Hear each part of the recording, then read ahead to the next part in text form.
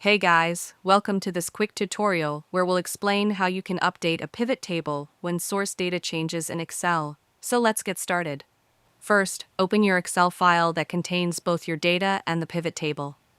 Now, if you've made changes to your source data, for example, added new rows, updated numbers, or changed names, your pivot table won't update automatically. To fix this, click anywhere inside your pivot table. When you do, the Pivotable Analyze tab will appear at the top menu. Click on it, and then click Refresh. This will update your pivot table to reflect all the latest changes from your source data. If you've added new rows that weren't part of the original data range, you'll need to update the data source. To do that, go back to the Pivotable Analyze tab and click Change Data Source. Select your full updated data range, including the new rows or columns, and click OK. Your pivot table will now include all the new information. To make things easier next time, you can convert your source data into a table.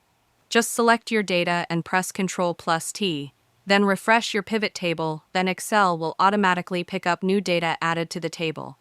And that's it.